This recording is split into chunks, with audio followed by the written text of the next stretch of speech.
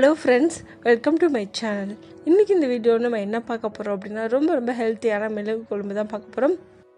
இந்த குழம்பை நான் இன்றைக்கி கொஞ்சம் வித்தியாசமான மெத்தடில் பண்ண போகிறேன். இதே மெத்தடில் நீங்கள் இந்த குழம்பு பண்ணும்போது சளி இருமலுக்கு ரொம்ப நல்ல மருந்தாக இருக்கும். வாங்க இந்த குழம்பு எப்படி பண்ணுறது வீடியோவில் பார்க்கலாம்.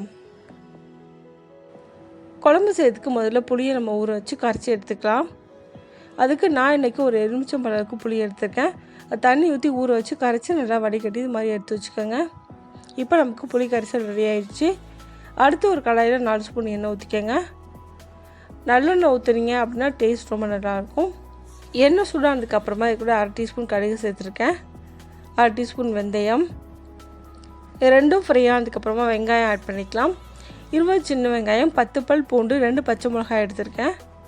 இப்போ இது எல்லாத்தையும் 1 பை 1 நம்ம ஆட் பண்ணிக்கலாம். நீங்கள் பெரிய வெங்காயம் போட்டாலும் போடலாம், ஆனால் சின்ன வெங்காயம் போடும்போது டேஸ்ட் ரொம்ப நல்லாயிருக்கும். அடுத்து கொஞ்சமாக கருவேப்பிலை ஆட் பண்ணிக்கோங்க. 1/4 டீஸ்பூன் பெருங்காயத்தூள். இப்போ இது நல்லா ஃப்ரை பண்ணிக்கலாம்.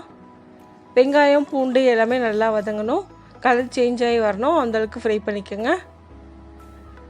இது நல்லா கோல்டன் கலரில் ஃப்ரை ஆகி வரணும்னு அவசியம் இல்லை, லைட்டாக கலர் சேஞ்ச் ஆனால் மட்டும் போதும். இந்த குழம்பு நீங்கள் சின்ன வெங்காயம் சேர்த்து பண்ணும்போது தான் டேஸ்ட் ரொம்ப நல்லாயிருக்கும், ஹெல்த்தியானதாகவும் இருக்கும்.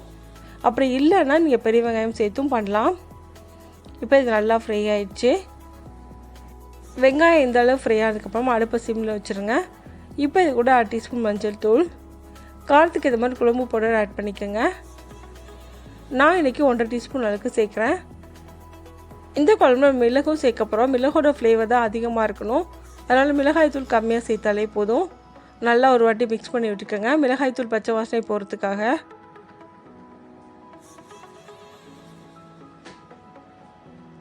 இப்போ நல்லா மிக்ஸ் பண்ணியாச்சு. இப்போ இது கூட புளி தண்ணி ஆட் பண்ணிக்கலாம். நல்லா மிக்ஸ் பண்ணிக்கோங்க. இப்போ தேவையான அளவுக்கு தண்ணி ஊற்றிக்கோங்க. இப்போ இது நல்லா மிக்ஸ் பண்ணிவிட்டு மூடி வச்சிடலாம். மூடி அடுப்பை மீடியம் ஃப்ளேமில் வச்சு ஒரு 10 நிமிஷம் போல் கொதிக்க வச்சுக்கோங்க. அடுத்து ஒரு பேனில் 1 டீஸ்பூன் எண்ணெய் ஊற்றுறேன். 1/2 டீஸ்பூன் ஜீரகம் லைட்டாக பொரிச்சதுக்கப்புறமா மிளகு சேர்த்துக்கலாம். நான் இன்றைக்கி 1 ஸ்பூன் மிளகு சேர்க்குறேன், நீங்கள் உங்கள் காரத்துக்கு ஏற்ற மாதிரி சேர்த்துக்கோங்க. இப்போ இது ரெண்டும் நல்லா ஃப்ரை ஆகிடுச்சு. அடுத்து இது கூட 6லேருந்து 7 சின்ன வெங்காயம் பொடியாக நறுக்கி சேர்த்துக்கோங்க. லைட்டாக ஃப்ரை பண்ணிக்கோங்க. வெங்காயம் லைட்டாக கலர் சேஞ்ச் ஆனதுக்கப்புறமா தக்காளி ஆட் பண்ணிக்கோங்க. நான் இன்றைக்கி ஒரு பெரிய சைஸ் தக்காளி கட் பண்ணி ஆட் பண்ணுறேன். இதையும் சேர்த்து நல்லா ஃப்ரை பண்ணிக்கோங்க. தக்காளி நல்லா மசியணும், அது வரைக்கும்.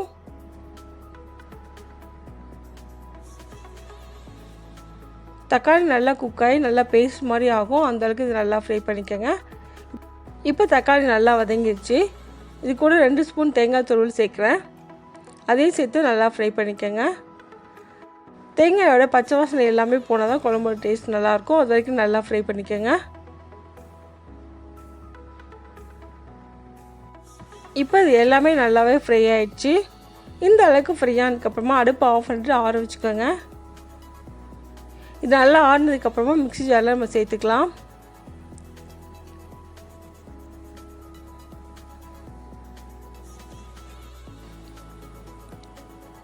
இப்போ இது கூட கொஞ்சமாக தண்ணி சேர்த்துக்கலாம். 1/2 கப் அளவுக்கு தண்ணி சேர்த்துக்கோங்க. இப்போ மிக்ஸி ஜாரை முடியும் நல்லா ஃபைன் பேஸ்ட்டாக இது மாதிரி அரைச்சி எடுத்துக்கோங்க. இப்போ குழம்பு ஃபுல்லாகவே நல்லா குக் ஆகிருக்கு. இது கூட நம்ம அரைச்சி வச்சுக்க பேஸ்ட்டை ஆட் பண்ணிக்கலாம்.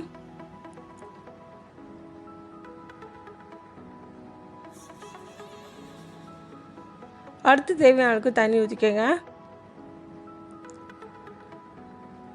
தேவையான அளவுக்கு உப்பு சேர்த்துக்கோங்க. நான் இன்றைக்கி 2 ஸ்பூன் அளவுக்கு உப்பு சேர்க்குறேன்.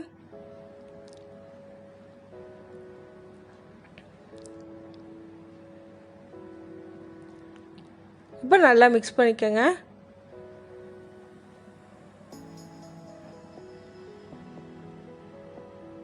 வெங்காயம், தக்காளி, தேங்காய் எல்லாமே நம்ம வதக்கிட்டு தான் அரைச்சிருக்கோம், அதனால் பச்சை வாசனை எதுவுமே வராது. கொஞ்ச நேரம் குக் பண்ணாலே போதும்.